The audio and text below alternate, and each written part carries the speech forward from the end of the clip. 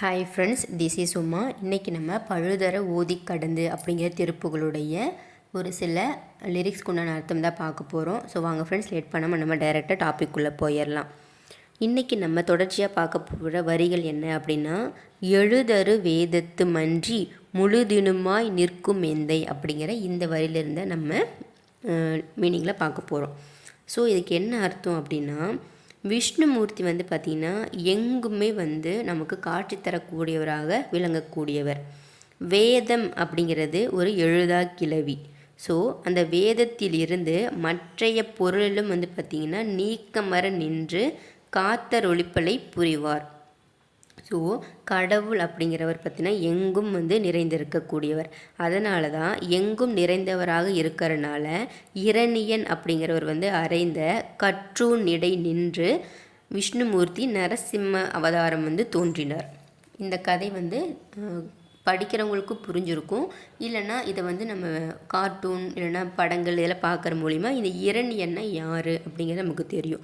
So அந்த இரணியன் அறைந்த அந்த கற்றூனிடை நின்று தான் விஷ்ணுமூர்த்தி நரசிம்ம அவதாரமாக தோன்றினார் அப்படிங்கிறது இந்த லைனில் சொல்ல வராங்க. அதுதான் எழுதரு வேதத்து மன்றி முழுதினுமாய் நிற்கும் எந்தை அப்படிங்கிற இந்த வரிக்கு உண்டான அர்த்தம்.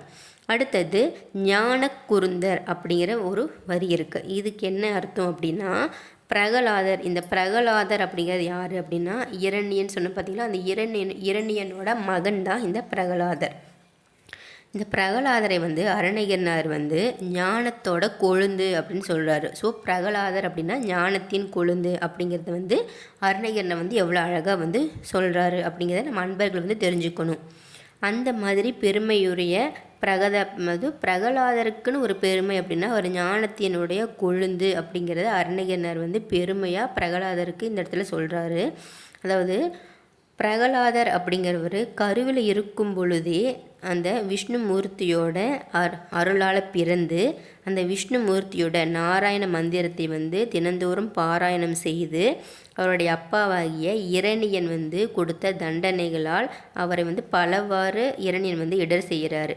அப்போ கூடிய மனம் தளராது ஊக்கத்துடன் பக்தி செய்த பரம பக்தரோட சீலர் தான் யாருன்னா பிரகலாதர். அவருடைய உறுதி எப்படி இருக்கும் அப்படின்னா, இமயமலையை விட உயர்ந்தது. ஸோ இமயமலை அப்படிங்கிறது தான் மிகவும் பெரிய மலை. ஸோ பிரகலாதர் அப்படிங்கிற விஷ்ணுமூர்த்தியோட சரியா பக்த சீலர், விஷ்ணுமூர்த்தியோட பக்த சீலர் பிரகலாதரோட உறுதியும் பக்தியும் அந்த இமயமலை விடையவே பெரியது. ஸோ நம்மளும் பார்த்திங்கன்னா முருகப்பெருமான் மீது அந்த மாதிரி ஒரு உயர்ந்த எண்ணத்தை வைக்க வேண்டும் அப்படின்னு சொல்கிறாங்க. அடுத்தது புனமிசை ஓடி புகுந்த பெருமாளே அப்படிங்கிற ஒரு வரி இருக்குது. இதுக்கு என்ன அர்த்தம் அப்படின்னா, வள்ளி நாயகை பார்த்திங்கன்னா வடிவேல் இறைவன் ஓடி தேடி நாடி வழிதில் சென்று மணந்திருக்காரு அப்படிங்கிறது நம்ம எல்லாருக்குமே தெரியும். இதை அவங்க வள்ளியை போய் தேடி அவரை வள்ளியை தேடி போய் அவர் காதல் செஞ்சு திருமணம் பண்ணது நமக்கு எப்படி மென்ஷன் பண்ணி எடுத்துக்கணும் அப்படின்னா, பக்குவப்பட்ட ஆன்மாய் பார்த்திங்கன்னா இறைவன் விரைந்து அருளுவார் அப்படிங்கிறதோட அர்த்தம் தான் இது.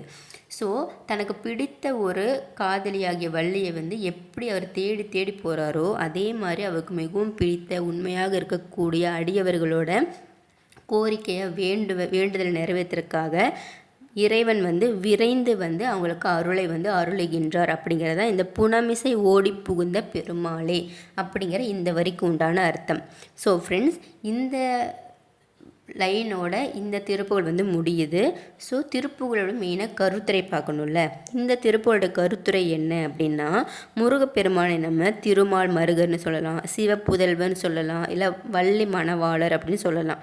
இந்த மாதிரி இருக்கக்கூடிய முருகப்பெருமானை நாங்கள் எல்லோரும் அடியவர்கள் எல்லாருமே பெண் ஆசை, அது பெண்மயல் மீது விழாமல் அவங்கக்கிட்ட இருந்து எங்களை நீங்கள் தான் காத்து அருள வேண்டும். ஸோ பெண்ணாசை எங்ககிட்ட இருந்து தீருவதற்கு நீங்கள் எங்களுக்கு அருள் புரிய வேண்டும் அப்படிங்கிறது தான் இந்த திருப்புகளுடைய கருத்துரை.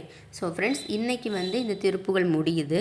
நாளைக்கு பார்த்திங்கன்னா வேறு ஒரு திருப்புகளோட நான் உங்களை மீட் பண்ணுறேன். இந்த பழுதர ஓதி கடந்து அப்படின்னு வரியில் ஸ்டார்ட் ஆகி புனமிசை ஓடி புகுந்த பெருமாளை அப்படிங்கிற இந்த வரியில் முடியக்கூடிய இந்த திருப்புகள் வந்து நிறைய அர்த்தம் இருக்கின்றது. அது எல்லாமே நீங்கள் லைஃப்பில் வந்து அப்ளை பண்ணிகிட்டே வந்தீங்கன்னா கண்டிப்பாக உங்களுக்கு வந்து லைஃப்பில் ஒரு டிஃப்ரென்ஸ் வருது நீங்கள் உணரலாம். இதை வந்து உணர்றீங்களா இல்லை அப்படிங்கிறத நீங்கள் அப்ளை பண்ணால் தான் தெரியும். Okay friends. ஸோ திருப்புகள் நிறைய படிங்க, அர்த்தம் தெரிந்து கொண்டு படியுங்கள். சப்ஸ்கிரைப் பண்ணுங்கள், எல்லாத்துக்கும் ஷேர் பண்ணுங்கள், வீடியோவை லைக் பண்ணுங்கள். ப்ளேலிஸ்ட்டில் வந்து பார்த்திங்கன்னா எல்லா திருப்புகளும் இருக்குது, அது எல்லாமே கேளுங்க. அப்புறம் வீடியோ ஷார்ட்ஸ் எல்லாத்தையும் பாருங்கள். நாளைக்கு வந்து இதை விட ஒரு பெஸ்ட்டாக இருக்கக்கூடிய திருப்புகளோடு நான் உங்களை வந்துட்டு மீட் பண்ணுறேன் friends. Bye bye. Thank you all my subscribers and viewers.